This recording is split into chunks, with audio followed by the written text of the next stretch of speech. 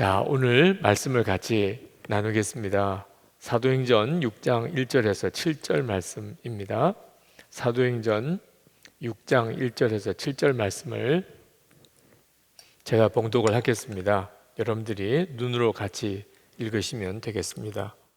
그때에 제자가 더 많아졌는데 헬라파 유대인들이 자기의 과부들이 매일의 구제에 빠짐으로 히브리파 사람을 원망하니 12사도가 모든 제자를 불러 이르되 우리가 하나님의 말씀을 제쳐놓고 접대를 일삼는 것이 마땅하지 아니하니 형제들아 너희 가운데서 성령과 지혜가 충만하여 칭찬받는 사람 7을 택하라. 우리가 이 일을 그들에게 맡기고 우리는 오로지 기도하는 일과 말씀 사역에 힘쓰리라 하니 온 무리가 이 말을 기뻐하여 믿음과 성령이 충만한 사람 스데반과 또 빌립과 브로고로와 니가노르와 디몬과 바메나와 유대교에 입교했던 안디옥 사람 니골라를 택하여 사도들 앞에 세우니 사도들이 기도하고 그들에게 안수하니라. 하나님의 말씀이 점점 왕성하여 예루살렘에 있는 제자의 수가 더 심히 많아지고 허다한 제사장의 무리도 이 도에 복종하니라. 아멘. 자, 지난 한 달 동안 이제 한 달이 꽉 차갑니다. 코로나19 확산으로 인한 어려움이 우리 사회와 한국교회를 강타했습니다.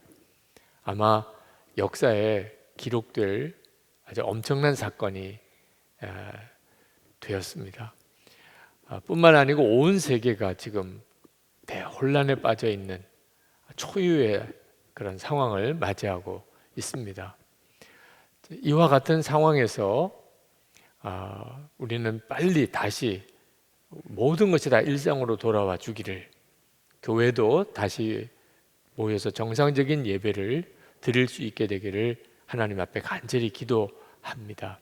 그러나 우리는 그저 단순히 예전처럼 그렇게 다시 모여서 예배 드릴 수 있게 되기만을 기도해서는 안 될 거라고 생각이 듭니다.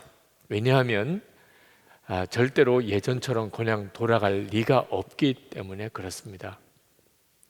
아마 다시 모일 수는 있겠지요. 그러나 우리 사회나 한국 교회는 이미 굉장한 변화를 겪게 될 겁니다. 좋은 의미로 변화가 일어나기보다는 전혀 상상하기 힘들었던 어려움을 겪게 될 것입니다. 그게 구체적으로 어떤 변화일지는 알 수가 없지만 아마 우리가 다 당황스러울 정도로 달라졌다. 이전에 그때 그 상황이 아니다. 우리 사회적으로도 또 교회적으로도 그런 변화를 겪게 될 겁니다. 그러므로 우리가 그저 다시 모이기만, 빨리 다시 모이기만 그렇게 기도해서는 안 된다는 겁니다. 우리 스스로가 변화되어져서 준비되어져서 모이지 않는다고 한다면 우리는 다시 모였을 때 더 큰 어려움을 겪고 우리가 이러자고 다시 모인 건가? 이렇게 하자고 다시 모이게 해달라고 기도했던 건가? 그런 생각을 하게 될 겁니다. 지금도 이런 코로나19 확산 사태가 길어지게 되니까 여기저기서 두려움이 커지고 조급해지고 그리고 작은 일에도 서로 분노하고 화를 내는 일들이 도처에서 일어나는 소식을 듣습니다. 우리 안에 벌써 내면적으로 무너지고 있는 거죠. 자, 이런 상태에서 그저 다시 모이기만 하면, 우리가 이제 일상생활로 돌아가기만 하면 괜찮은 것일까? 절대로 그렇지가 않습니다. 지금 현재 코로나19 확산으로 인해서 빚어지는 이 상황은 우리에게 하나님께서 무언가를 말씀하시고 계시는 시기입니다. 우리가 그 점에 대해서 귀를 기울여야 합니다. 그저 다시 모이게 해주세요, 이전처럼 돌아가게 해주세요 라고만 해서는 아마 엄청나게 우리는 당황스럽게 될 것입니다. 여러분, 앞으로 어떤 어려움이나 또 어떤 혼란이 우리에게 닥쳐오더라도 우리가 준비되어져야 할 것은 어제나 오늘이나 영원토록 동일하신 예수 그리스도와 더 깊이 친밀하게 동행하는 자로 준비되는 겁니다. 앞으로 어떤 변화가 일어날지는 전 모릅니다. 그러나 주님과 더 깊이 친밀한 자가 되었다면 어떤 변화가 일어나든지 크게 문제가 될 게 없습니다. 왜냐하면 예수님 그분이 길이시기 때문입니다. 우리는 얼마든지 잘 헤쳐나갈 수가 있고 그런 어려움조차 우리에게 유익이 되게 할 수 있습니다. 또 하나 우리가 준비해야 될 것은 가정의 회복입니다. 그동안에 참 바쁘게 지내느라고 의외로 가정을 소홀히 하고 지냈던 일, 지금은 사회적인 격리도 이야기하고 교회에서 모일 수도 없는 상황에서 우리가 모일 수 있는 곳은 가족들밖에 없잖아요. 하나님께서 우리에게 가족을 위하여 시간을 쓰도록 강제적으로 우리를 그렇게 배려하시는 것 같습니다. 자, 이와 같은 때에 부부 사이에, 부모와 자녀 사이에 우리가 회복을 하지 못한다면 아마 지나고 난 다음에 우리는 아주 뼈저린 후회를 하게 될 겁니다. 또 하나가 우리가 하나님의 성전인 까닭에 우리가 사는 모든 곳이 다 예배 처소라는 사실을 이번 기회에 분명히 눈이 뜨여야 합니다. 지금도 여러분들이 이 성령 집회에 참여한 자리가 다 제각각일 겁니다. 어떤 분은 가정이기도 하고 어떤 분은 지금 차중에서 있을 수도 있고 어떤 분은 사무실이기도 하고 어떤 분은 어떤 영업장이기도 하고 다양하실 겁니다. 바로 하나님이 우리에게 눈뜨게 해주시는 일은 우리 자신이 하나님의 성전이기 때문에 우리가 있는 그곳이 어디나 다 예배 처소라는 겁니다. 그 점에 대해서 우리가 분명하게 눈이 뜨이고 자각이 되어야 상황이 이제 예전과 같이 돌아갔을 때 하나님의 계획이 우리를 통해서 놀랍게 이루어지게 되는 겁니다. 지금 모든 것이 다 어려운 것처럼 보여도 하나님은 참 놀라우시게 당신의 일을 지금도 이루어 가고 계십니다.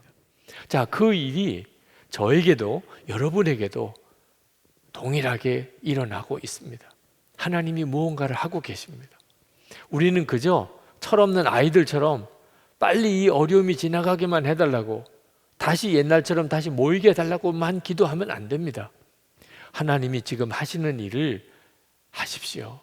나에게도 하시고 그리고 우리 가정에도 하시고 우리 교회에도 하시고 이 나라에도 하십시오 라고 기도하고 그리고 그것을 위해서 우리가 실제로 지금 준비를 해야 합니다. 저는 교회적으로 하나님은 무슨 일을 하고 계실까 하는 기도를 했었습니다. 마음까지 하나 된 사람들의 공동체를 만드시는 것이라고 저는 그렇게 믿습니다. 사실 이 코로나 확산이 문제가 심각해지기 전에 우리는 마음까지 하나 된 사람들이라는 주제의 시리즈 설교를 시작을 했습니다. 그리고 몇 번 설교하고는 그리고는 이렇게 온라인으로 성령 집회를 하게 된 겁니다. 그러면서도 이 주제로 계속 가게 하십니다. 하나님이 이 코로나19 확산으로 인한 이 어려운 기간에 우리 교회를 작정을 하시고 교회를 새롭게 만드시는 일을 하시는구나. 항상 하나님의 역사는 말씀으로 옵니다. 마음까지 하나 된 사람들의 공동체를 이번 기회에 만들려고 하시는구나 하는 사실이 너무나 강한 확신으로 옵니다. 여러분, 우리가 다시 모였을 때 또 예전처럼 그렇게 서로 수군수군대고 서로 비난하고 서로 헐뜯고 서로 흉보고 서로 마음이 갈라지고 나는 이런 파, 저 사람은 저런 파, 그렇게 똑같은 교회 모습으로 모인다면 얼마나 억울합니까? 우리는 지금 매우 심각한 대가를 지불하고 있는 기간입니다. 대가를 지불했다면 그만큼 우리가 얻어야 되는 거잖아요. 아무것도 변한 것도 없이 아무것도 달라진 것도 없이 그저 다시 모이기만 하면 그러면 되는 겁니까? 우리가 만약에 정말 변화되어서 마음까지 하나 된 사람들의 공동체로 교회가 설 수 있다면 저는 이 코로나19 확산으로 인한 지금의 이 사태가 하나님의 부흥의 기록으로 남을 거라고 생각합니다. 이 땅에 1903년과 7년에 성령이 부어주셨던 그때는 우리나라는 매우 암울한 시기였습니다. 그런데 우리 교회에서는 그날이 한국의 부흥의 날로 기억이 되고 있잖아요. 저는 지금이 그와 같은 일을 위하여 우리가 준비하고 있어야 되는 때라고 생각하고, 이건 우리의 과제입니다. 자, 과제를 하고 우리가 다시 모여야 합니다. 숙제하고 방학이 끝나야 하듯이 우리가 이 과제를 해결해야 하는 겁니다. 오늘 전할 말씀은 분열과 원망과 그리고 다툼을 극복해낸 교회 공동체 이야기입니다. 그 교회는 초대 예루살렘 교회입니다. 마음까지 하나 된 사람들의 공동체의 모델입니다. 여러분, 우리가 정말 원하는 것은 시험도 없고 갈등도 분열도 없는 그런 하나 된 공동체가 아닙니다. 그런 공동체는 이 땅에는 없습니다. 있을 수가 없습니다. 그걸 바라는 그것은 정말 비현실적인 사람입니다. 우리가 바라는 것은 서로 원망도 있고 시험도 있고 분열도 일어나지만 그것을 극복하여 마음까지 하나 되는 사람들의 공동체를 말하는 것입니다. 이것이 바로 초대 예루살렘 교회였습니다. 어떤 분은 그 초대교회로 돌아가자는 말을 하지 말라고 하시는 분들도 계십니다. 왜냐하면 그 교회도 시험이 많았고 문제도 많았던 교회였기 때문이라는 겁니다. 맞습니다. 틀린 말이 아닙니다. 초대 예루살렘 교회도 문제가 있었고 시험도 많았습니다. 그런데 중요한 초점은 그들이 그 시험과 문제를 너무나 놀라웠게 극복했다는 것입니다. 우리가 정말 배우고자 하는 것, 우리가 모델로 삼고자 하는 것은 바로 그 점입니다. 시험조차도 유익하게 되는 일, 시험을 당했는데 오히려 더 마음이 하나가 되는 역사가 일어나는 바로 그 비밀이 무엇인가 하는 것입니다. 초대 예루살렘 교회에 일어난 시험은 구제 문제 때문에 일어났습니다. 사실은 성령의 강력한 역사로 일어난 일입니다. 성령께서 임하시고 교회가 세워지고, 그때 교인들의 마음속에는 예루살렘에 있는 참 많은 가난한 사람들, 그들 중에 상당한 수가 교인이었습니다. 그들이 가난해서 먹고 사는 것조차가 어려운 그들을 보면서 그들을 돕고자 하는 마음이 뜨겁게 일어났습니다. 그래서 재산이 있는 사람들은 다 재산을 가지고 오고, 땅이 있는 사람 땅을 팔아서라도 교회에 헌금을 했습니다. 요즘 우리가 이렇게 구제헌금을 하는 것과 똑같이 상상이 안 되는 헌금이 모였습니다. 그리고 그 헌금을 가지고 한 끼 식사도 하지 못하는 사람, 식량이 없는 사람들에게 그들을 구제하는 일을 했던 겁니다. 이건 정말 놀라운 성령의 역사인 거죠. 그런데 이 역사에 시험거리가 생긴 겁니다. 오늘 1절에 보면 그때 제자가 더 많아졌는데 헬라파 유대인들이 자기의 과부들이 그 매일 구제에 빠짐으로 히브리파 사람을 원망한대. 예루살렘 안에는 유대인들이 두 부류가 있었습니다. 원래부터 그 예루살렘에 살던 사람, 또 한 사람은 해외에 나가 있는 많은 디아스포라 유대인들 중에 다시 예루살렘으로 돌아와서 거기서 자리를 잡은 그런 헬라파 유대인들, 그 두 부류가 있었습니다. 똑같은 유대인이지만 살았던 배경, 문화가 달랐기 때문에 언어도 다르고 그들의 살아가는 풍속도 다르고 뚜렷한 차이가 있었습니다. 자, 그런데 구제를 하는데 그 예루살렘에 본래 살던 사람들, 히브리파 유대인들에 대해서 좀 더 많이 구제가 돌아가고, 해외에 있다가 돌아온 그런 헬라파 유대인들에게는 구제가 좀 적게 돌아가는 일이 일어났던 모양입니다. 그것이 오해에서 비롯되었던 실제가 되었든지 하여튼 그런 문제로 인해서 교인들 사이에 원망이 일어난 겁니다. 사실은 큰 시험이 일어난 거죠. 우리가 항상 생각해야 합니다. 은혜의 역사가 강할 때는 시험의 역사도 같이 강하게 일어난다는 것. 그러니까 은혜의 역사가 일어날 때 방심하면 오히려 마귀에게 더 휘둘리게도 된다는 사실, 항상 영적인 전쟁 중에 있다는 사실을 잊으면 안 됩니다. 구제하는 일, 참 좋은 일이고 필요한 일이지만 참 어려운 일입니다. 특히 외부에 구제하는 일은 그런 일이 크게 없지만, 그러나 교회 안의 구제는 정말 시험이 많이 일어납니다. 어려운 교우들을 교회가 돕자고 하면 반드시 어떤 식의 이야기가 뒤따라오냐 하면 그 사람은 안 도와도 될 사람이에요. 내가 더 어려워요. 이런 식의 이야기가 계속 일어납니다. 왜 그 사람만 도와주는 거예요? 왜 우리는 안 도와주는 거예요? 도와주다가 그 구제하는 일을 담당한 분들이 거의 대부분 시험에 듭니다. 원망과 불평 때문에. 자, 이런 일이 초대 예루살렘 교회에 일어난 겁니다.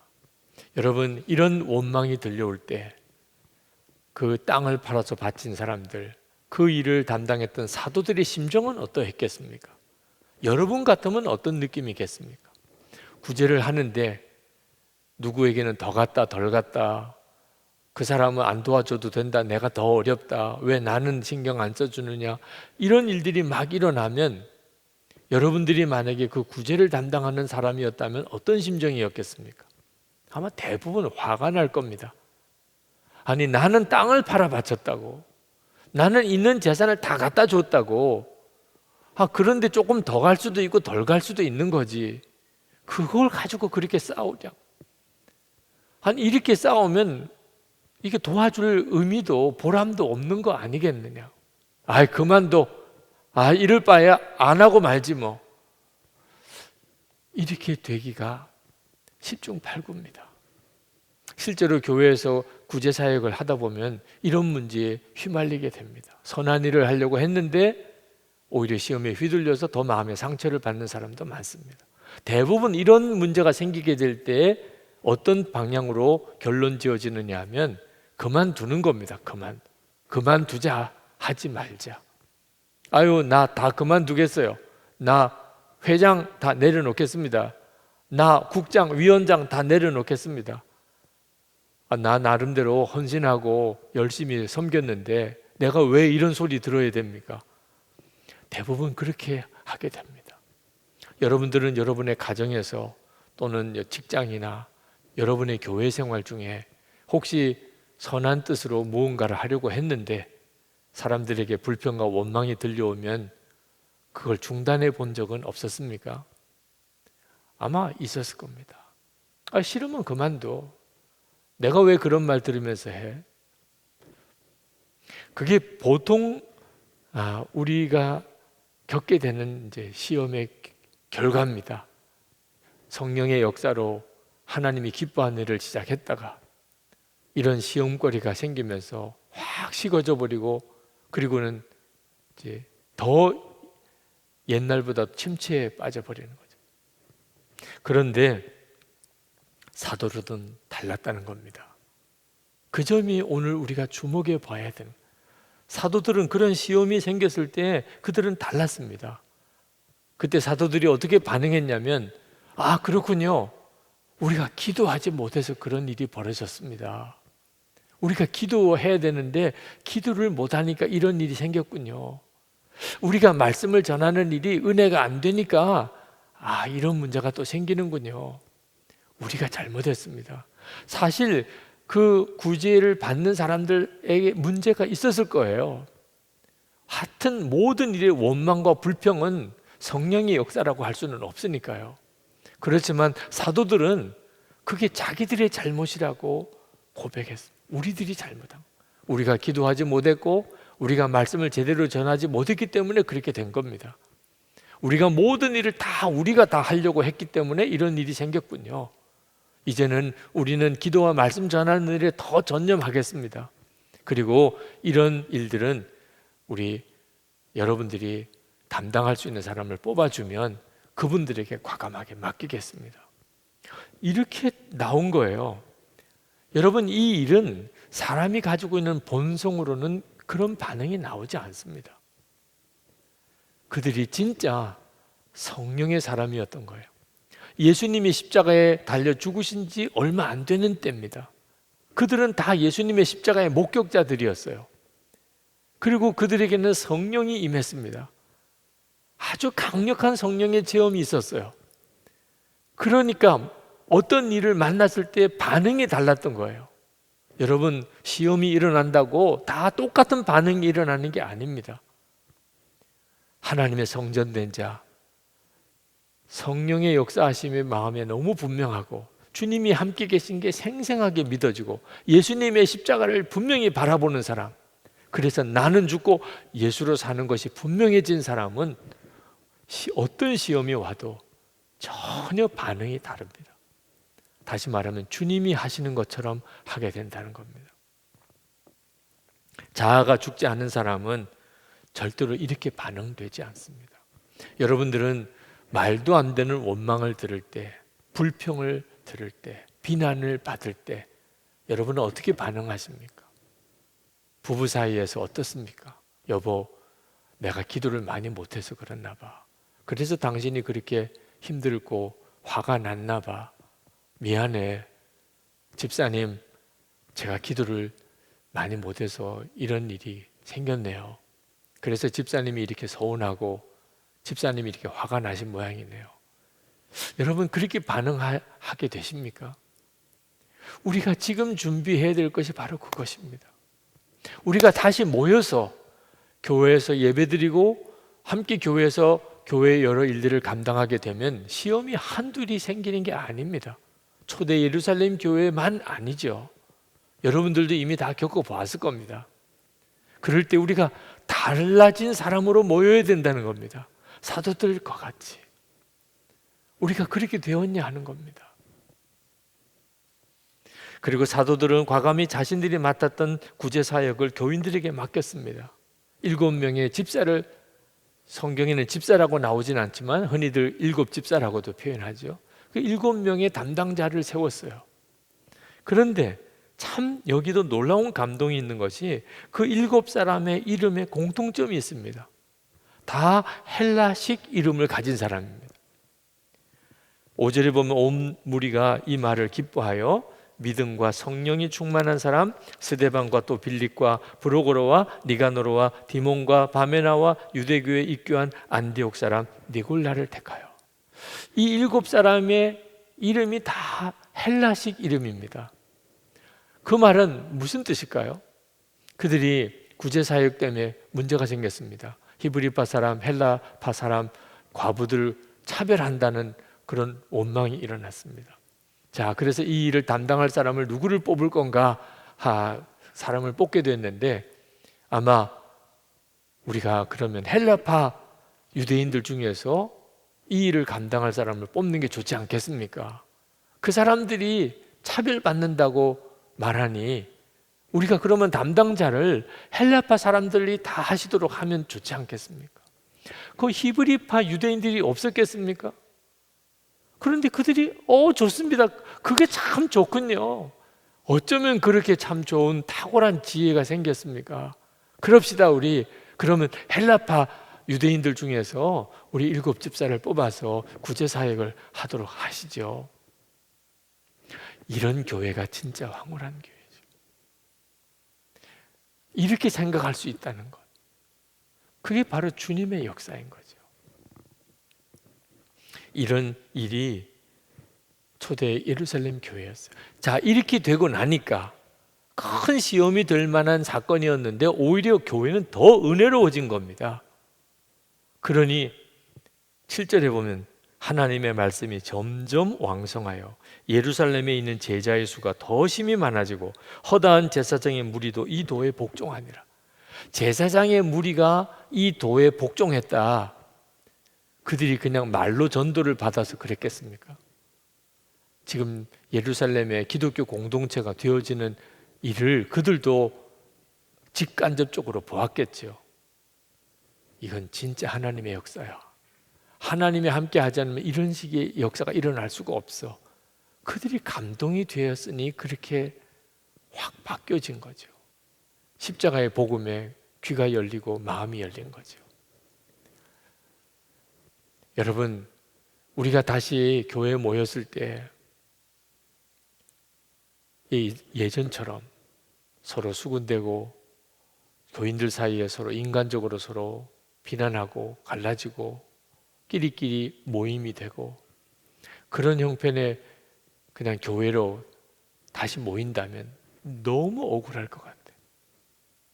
지금 이 어려움을 겪어서 그저 겨우 그 정도밖에 다시 회복이 안 됐다면, 그리고 이렇게 뿔뿔이 흩어져서 예배를 못 드리신 분이 벌써 한 달이 넘게 예배를 못 드리고 있어요. 틀림없이 어떤 분들은 그 사이에 믿음을 잃어버린 사람도 있을지도 몰라요. 그 사이에 마음이 떠난 사람도 있을 수도 있습니다. 다시 모이게 될 때 바로 지난주에 모이다가 이번 주에 모인 것처럼 그렇게 다 모일까요? 코로나19 확산이 한순간에 아무 문제가 없듯이 종식이 될까요? 여전히 감염의 위험이 어느 정도쯤은 남아있다면 모이는 것이 꺼림직한 사람도 있을 겁니다. 하여튼 여러 가지 생각해 볼 때 예전과 같은 정도쯤으로 모이는 것도 어려워요. 우리는 생각해야 합니다. 하나님, 우리가 치러야 될 대가가 참 큰데 이왕 이런 어려움을 겪는다면 정말 마음까지 하나 된 사람들의 공동체가 되게 해주세요. 그 말은 철저히 주님의 다스림을 받는 사람입니다. 예수님께서 내 마음의 왕이 되시는 사람이에요. 내 생각, 내 판단으로 말하거나 행동하고 결정하는 게 아닙니다. 예수님께서 원하시는 것, 주님이 하고 싶으신 일. 어떤 때는 내가 어떻게 그런 생각을 할 수 있었지? 이렇게 해도 될 일입니다. 지금이야말로 우리는 예수님이면 어떻게 하실까? 그 길을 따라가야 됩니다. 그러면 역사에 남는 기록이 되는 해가 될 겁니다. 한국 교회가 완전히 변화되는 해가 될 겁니다. 정말 황홀하더라고요. 그 일을 위해서 기도하는 게 정말 황홀하더라고요. 여러분, 우리 마음속에 일어나는 원망이 참 무섭습니다. 그 원망은 영적인 뿌리를 가지고 있습니다. 한 번은 성령 집회 때 어느 할머니 성도님 한 분을 기도해 드렸는데 그분이 그렇게 쓰러지셨어요. 그렇게 쓰러지면서 큰 소리로 억울해, 원통해, 그런 막 큰 소리를 내시더라고요.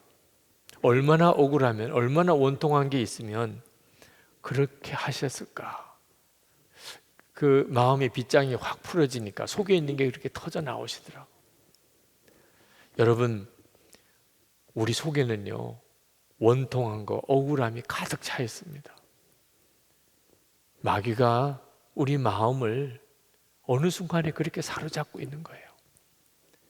우리가 평소에는 다른 사람, 우리 체면도 있고 또 앞으로 또 내가 계속 이렇게 서로 얼굴 보고 살아야 되니까 속이 있는 걸 드러내지를 않죠. 근데 한번 이렇게 빗장이 풀리고 나면 속이 다 드러나요. 이것이 정말 두려운 겁니다. 이 상태에서는 절대로 마음까지 하나가 될 수가 없어요. 그런데 우리 안에 주님이 오시면, 예수님이 정말 내 왕이 되시면, 그러면 사람이 어떻게 이렇게까지 하나가 될 수 있을까? 이런 역사가 일어나요. 참 찬양을 잘하는 자매가 있었습니다. 예배 때마다 특별한 찬양을 하던 자매인데 경제적으로는 굉장히 어려워요. 그래서 그가 아르바이트 같이 일을 하는 일이 간병인이었습니다. 요양병원에서 간병인 하면서, 그러면서 또 찬양도 하고 했어요. 한 번은 그 이제 치매 노인분 똥 오줌을 이렇게 갈아주는 일을 하는데 그 얼마나 참 힘든 일이겠어요. 그걸 치우고 하면서 눈물이 나더래요. 그리고 하나님께 저절로 기도가 되더래요. 하나님, 제가 마음껏 하나님을 찬양하고 싶습니다. 근데 제가 이런 일을 지금 하고 있습니다. 자기 자신이 얼마나 서글펐는지. 그때 참 놀라웠게도 주님이 그 자매에게 말씀하시더래요. 나는 내가 나를 찬양할 때도 기쁘지만 내가 이렇게 참 힘들고 어려운 노인분들을 섬기는 모습에서 내가 너를 더 기뻐한다. 그 자매가 울면서 그 간증을 하더라고요. 찬양하면서. 자기가 이렇게 많은 교인들 앞에서 찬양할 때보다 그 노인분의 배설물을 치워주는 일을 하는 그 모습을 하나님이 더 기뻐 받으셨다는. 성령의 역사하심이 있으면 그러면 평소에 우리의 생각이 완전히 달라지게 됩니다. 그래서 우리가 주님과 동행하자는 거죠. 초대교회는 성령 역사가 아주 강하게 일어났어요. 재산까지 다 내놓을 정도의 역사가 일어났습니다. 그런 가운데도 마귀의 시험이 있습니다. 그러니 마귀가 시험하는 안 하는 영역은 없습니다. 그 점을 항상 명심해야 합니다. 그렇지만 두려워하지는 마세요. 마귀가 아무리 시험해도 우리가 정말 나는 죽고 예수로 사는 복음이 분명하다면 그 시험이 오히려 반대로 부흥의 계기가 돼요. 그런 시험 때문에 주변 사람들에게 하나님의 살아계심의 영광이 나타나요. 우리들 스스로도 시험이 오히려 변화되어 교회가 더 놀라운 하나님의 은혜로 하나 되는 경험을 하게 돼요. 로마서 8장 28절에 우리가 알거니와 하나님을 사랑하는 자 곧 그 뜻대로 부르심을 입은 자들에게는 모든 것이 합력하여 선을 이루느니라. 아멘입니다. 지금 우리가 참 어렵다고 하잖아요. 교회에서도 어렵고 개인적으로도 어렵고 경제적으로 뭐 말할 수 없이 지금 어려운 일들이 겹쳐 있습니다. 그럴 때 우리가 생각을 바꿔야 합니다. 그냥 그 어렵다는 쪽에 잘못 매이면 원망밖에 없습니다. 하나님께도 원망하게 돼요. 힘들어지면 가까운 사람들 사이에 더 큰 시험도 생깁니다. 이때일수록 우리가 진짜 조심해야 돼요.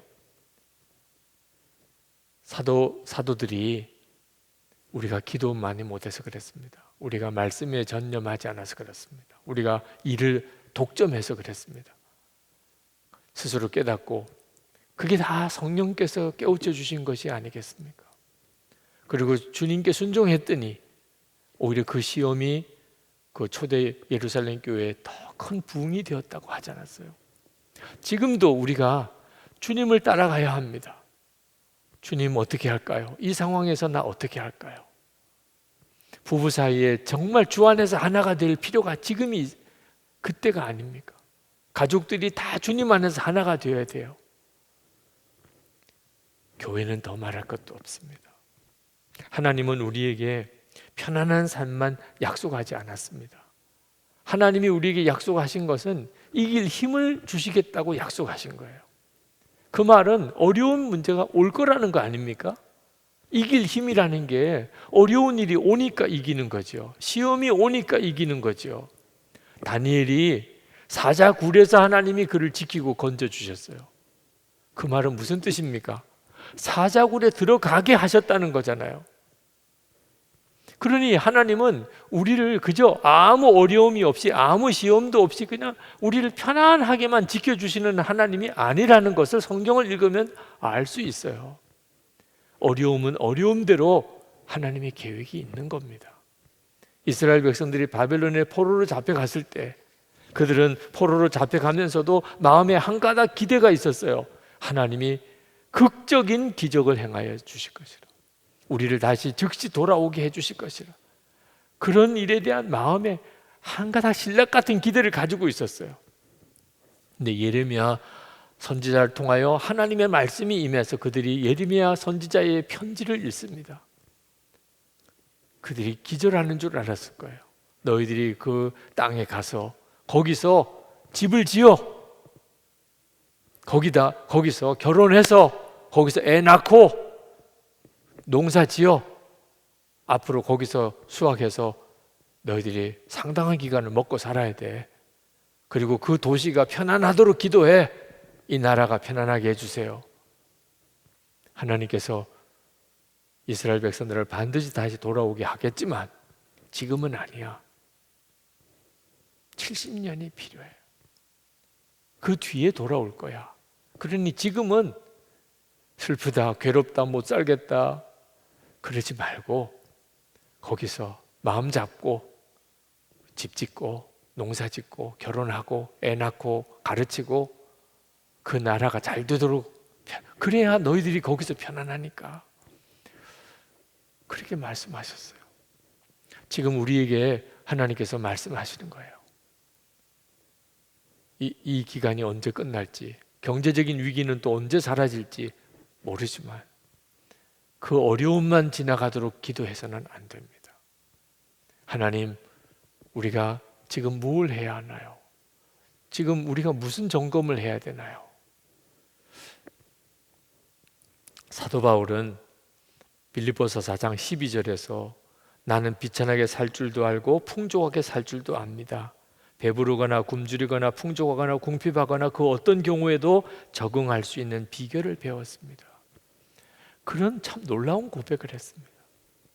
이제 우리에게는 편안한 때다, 어려운 때다 이런 개념이 없어야 됩니다.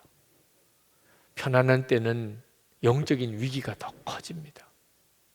여러 가지 어려운 때는 우리가 신앙적으로 영적으로는 참 풍성해지는 때이기도 합니다. 우리에게 이제 더 이상 어떤 형편이 가난하다, 부유하다, 편안하다, 어렵다 이렇게 보지 말아야 되고 오직 능력 주시는 자 안에서, 빌립보서 4장 13절 능력 주시는 자 안에서 내가 모든 것을 할 수 있느니라. 예수님 안에 사는 자로서의 삶을 살아야 돼요. 그러면 모든 걸 할 수 있어요.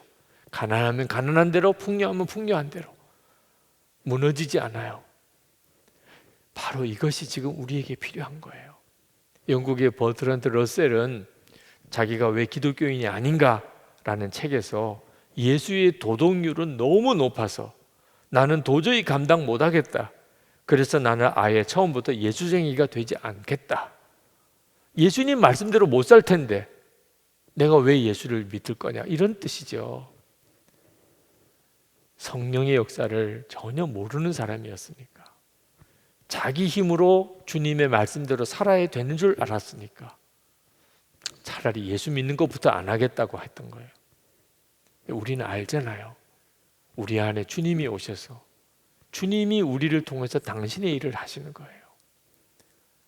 바로 지금이 바로 그 일에 대해서 아주 분명하게 되도록 훈련해야 되는 때입니다. 지금 우리는 갈림길에 있어요. 마음까지 하나 된 사람들의 교회가 될 거냐, 아니면 예전처럼 그렇게 지지고 볶고 싸우고 하는 그런 그저 종교 생활로 머물 거냐. 우리가 진짜 능력 주시는 자 안에서 모든 것을 할 수 있는 사람이 되기를 축복합니다. 제가 미국에 갔을 때 그 미국에 입양 가신 분을 만났어요. 처음에 이렇게 만났을 때는 그냥 한국 분이었어요. 그런데 한국말 전혀 못하세요. 완전히 미국 사람이에요. 어려서 고아로서 미국에 가서 미국인 부모 밑에서 거기서 자랐으니까 누구와 같이 사느냐, 사람을 완전히 다른 문화 속에 사는 사람이 되도록 만들더라고요. 외모만 같은 한국 사람이지. 우리가 예수님을 바라보고 살려고 하는 게 바로 그 까닭입니다. 우리가 계속 주님을 바라보고 주님이 내 안에 거하신 것을 항상 잊어버리지 않고 모든 일에 주님을 의지하고 예수님이 나의 왕이심을 고백하고 나는 죽었습니다, 예수님이 내 생명이십니다, 그렇게 살아보는 사람이 똑같을 사람을 사는 게 아닙니다. 예수님으로 인하여 사는 사람이 됩니다. 주님은 우리를 능히 변화시키실 분이에요. 요셉은 종으로 죄수로 지내는 기간이 얼마나 답답했겠습니까? 그러나 하나님만 바라보고 살았기 때문에 종으로 살았던 죄수로 살았던 다 총리가 되는 중요한 훈련 과정이었어요. 그러니 우리의 지금 삶에 의미가 없는 고생은 없습니다. 하나님 앞에 갔을 때 억울해요. 왜 나는 그렇게 힘들게만 살게 내버려 두셨나? 이런 고난은 없어요. 다 우리에게 유익하니까 하나님이 허락해 주신 겁니다. 우리에게 어떤 시험이 오든지 우리가 예수님 안에 있으면 다 유익하게 됩니다. 지금은 기가 막힌 교회 공동체를 세우시는 기간입니다. 여러분은 여러분의 가정에 그런 공동체가 되기를, 여러분 자신은 주님과 더 동행하는 삶을 살게 되기를 축복합니다. 우리 같이 찬송하고 그리고 기도합시다. 우리 함께 기도해 찬송하겠습니다.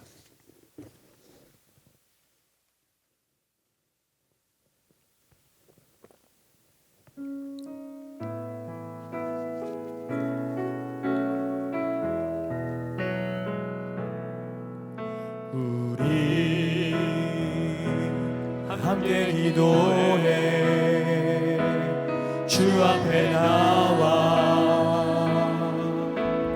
무릎 꿇고 긍휼 베푸시는 주 하늘을 향해 두 손 들고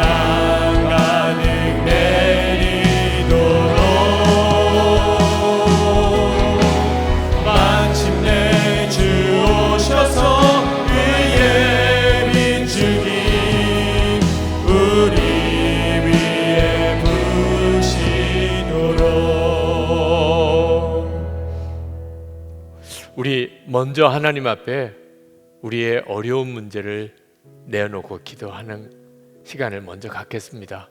하나님이 코로나 확산이 빨리 멈추게 해주시기를 기도합시다.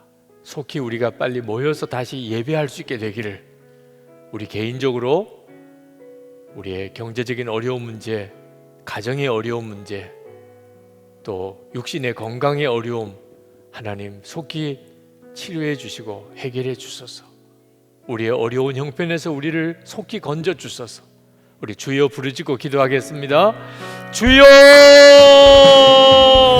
할렐루야. 크고 놀라우신 하나님, 우리의 어렵고 힘든 우리 형편들 가운데 하나님 앞에 간구하고 소원합니다. 주여, 우리를 주님 이리 여겨 주셔서 하나님의 놀라우신 은혜로 우리를 사로잡아 하나님, 이 어려움이 아버지 하나님, 하나님 놀랍게 하나님께서 역사하시고 간증으로 바뀌게 하여 주시옵소서. 주님 그 길이 여겨주셔서 경제적인 코로나19 확산으로 인하여 마음의 문제, 하나님 온 세계가 육신의 질병의 고통을 당하고 문제, 있습니다. 관계의 우리나라에도 어려움, 속히 하나님 모든 감염자들 어려움, 치유되고 주님 앞에 다 치유될 길 열어주시고 내려놓습니다. 치유의 치료약이 개발되게 하시고 하나님 확산이 멈춰지게 하시고 전 세계적으로 하나님 대유행하는 코로나 확산이 하나님 멈춰지게 하시고 하나님의 놀라우신 은혜가 하나님 놀라우신 하나님의 역사가 하나님 이 땅을 치료하소서 이 나라를 고쳐주소서 하나님 경제적인 어려운 문제 성도들을 지키시고 육신의 질병에서 고쳐주시고 가정의 문제를 회복시켜 주시고 하나님 살 길을 열어주시고 나아갈 길을 열어주시고 어려운 때 하나님 힘을 더하여 주시기를 원합니다. 주님 나의 주님 오늘도 하나님 앞에 기도하고 간구하는 성도들에게 하나님의 손을 놓아서 일일이 주님의 손으로 드시고 주님 역사하시고 하나님 치료하시고 고쳐주시기를 원합니다. 하나님의 손으로 주시기 원합니다. 이 시간에 우리가 기도하는 것은 어떤 어려움 속에 있을지라도 우리가 주님을 더 바라보게 해주소서. 주님 바라보면서 무슨 말이든지 하게 하시고 주님 바라보면서 무슨 행동이든지 무슨 결정이든지 내릴 수 있게 해주옵소서. 주님 이 어려운 때에 우리가 주님을 바라보는 일에 더 훈련되기를 원합니다. 더 준비된 자가 되기를 원합니다. 주님 지금 우리가 처해져 있는 어려움 속에서 지금 주님의 음성을 듣게 하소서. 주님의 지시를 깨닫게 해주옵소서. 다시 한번 기도하겠습니다. 은혜와 사랑이 충만하신 하나님, 놀라우신 하나님의 은혜와 하나님의 역사하심을 인해서 감사합니다. 하나님의 놀라우신 은혜, 충만하신 주님의 하나님, 놀라우신 하나님의 은혜, 기름 부으신 하나님의 역사가 우리 가운데 임하기를 원합니다. 우리 가운데 임하기를 원합니다. 갈망하고 사모하오니 하나님 함께하여 주시기를 원합니다. 주의 역사하심 우리에게 충만하기를 원합니다. 나의 하나님, 은혜로신 나의 주 나의 하나님, 역사하신 나의 주 나의 하나님, 주관하신 나의 주 나의 하나님, 힘을 더하시는 나의 하나님, 사랑과 은혜가 충만하신 아버지, 주와 은혜가 많으신 아버지, 놀라우신 나의 주여 들어주시고 하나님의 은혜로 함께 하시고 우리를 사로잡아 주시고 하나님의 역사를 더욱 붙잡아 주시고 주의 은총을 더하여 주시기를 원합니다. 아버지 하나님, 주를 바라보는 눈 준비된 하나님, 말을 해도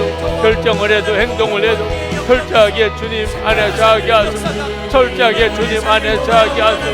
하나님 철저하게 주님 안에서 하게 하여 주시기를 원합니다. 나의 주님, 나의 하나님 함께 하시기 원합니다. 하나님 역사해 주시기 원합니다. 주님 수고하여 주시기를 원합니다. 주님 들어주소서.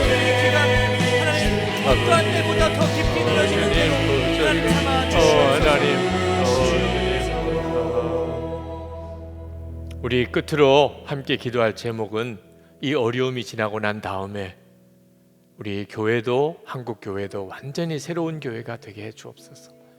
그저 다시만 모이는 교회가 아니고 이전과는 완전히 다른 교회, 정말 예수님이 왕이신 교회, 주님 안에서 마음까지 하나 된 사람들이 이룬 공동체가 되게 해 주시옵소서.